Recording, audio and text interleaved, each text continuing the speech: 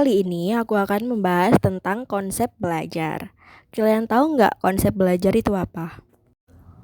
Konsep belajar adalah pemahaman mengenai proses perubahan dalam diri seseorang, baik berupa pengetahuan, keterampilan, sikap, maupun nilai yang diperoleh di lingkungan. Apa sih ciri-ciri belajar itu?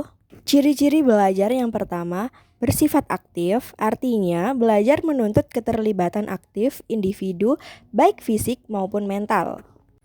Ciri yang kedua yakni memerlukan proses, artinya belajar terjadi melalui tahapan, latihan, dan pengalaman, bukan secara instan.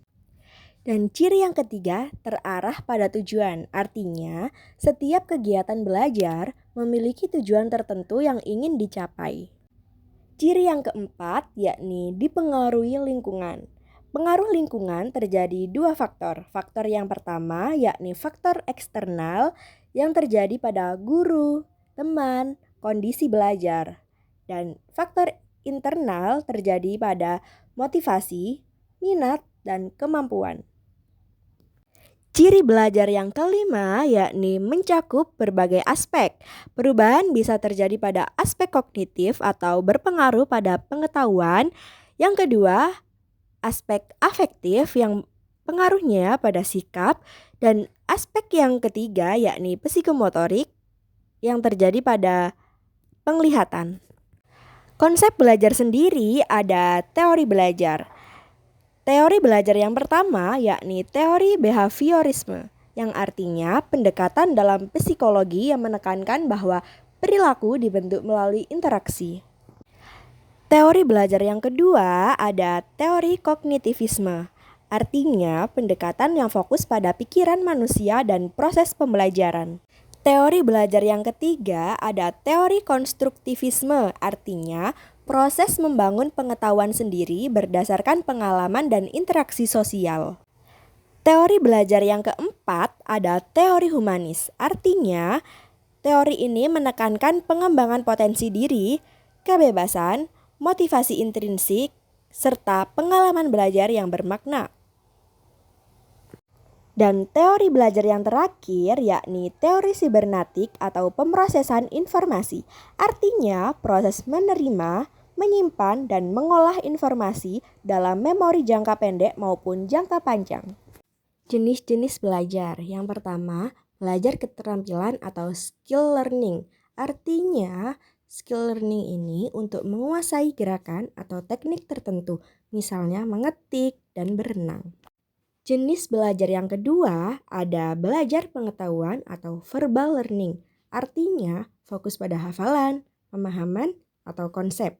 Misalnya menghafal rumus dan memahami teori. Jenis belajar yang ketiga ada belajar sikap atau nilai. Atau bisa disebut dengan attitude learning. Artinya membentuk perilaku, etika, atau kepribadian. Misalnya belajar disiplin dan jujur.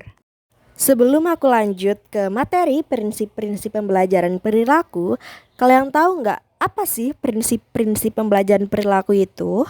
Nah, prinsip pembelajaran perilaku merupakan aturan dasar atau landasan yang digunakan dalam proses belajar mengajar berdasarkan teori behavioristik yang menekankan bahwa perubahan perilaku peserta didik terjadi karena adanya hubungan antara stimulus atau rangsangan dan respon atau reaksi melalui proses pengulangan, penguatan, dan pembiasaan. Pertama, aku akan membahas tentang penguatan positif atau positive reinforcement.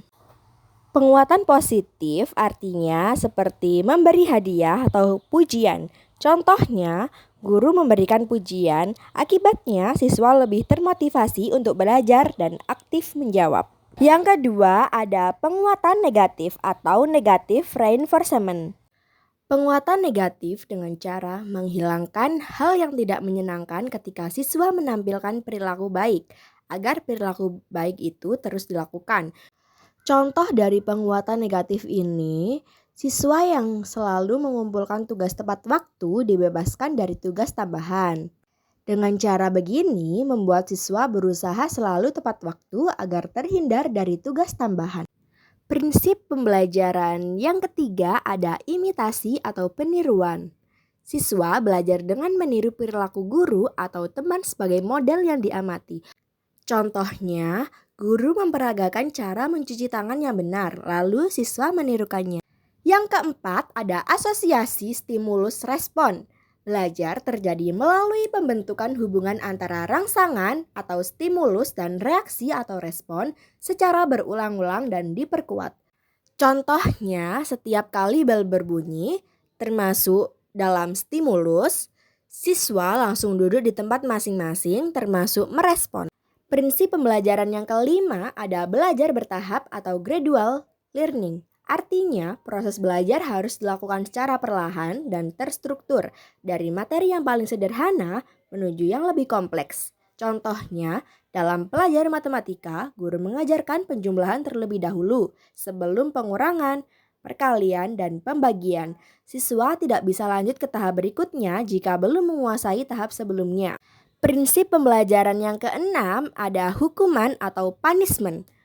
Hukuman atau punishment ini digunakan untuk mengurangi atau menghilangkan perilaku yang tidak diinginkan dengan cara memberikan konsekuensi yang tidak menyenangkan setelah perilaku itu muncul. Contohnya, siswa yang menyontek saat ulangan diberi nilai 0. Dan prinsip pembelajaran perilaku yang ketujuh ada lingkungan belajar yang kondusif. Kondisi atau suasana tempat belajar yang mendukung proses pembelajaran secara optimal sehingga peserta didik merasa aman, nyaman, fokus, dan termotivasi untuk belajar. Contohnya, guru menata ruang kelas agar bersih, rapi, dan minim gangguan sehingga siswa lebih fokus saat belajar. Prinsip pembelajaran perilaku yang terakhir ada pembentukan kebiasaan atau habit formation. Habit formation adalah proses belajar di mana seseorang membentuk kebiasaan tertentu melalui pengulangan atau repetisi dan latihan atau drill secara terus-menerus hingga perilaku tersebut menjadi otomatis dilakukan tanpa harus berpikir lagi. Contohnya, guru membiasakan siswa mengawali pelajaran dengan membaca doa setiap hari.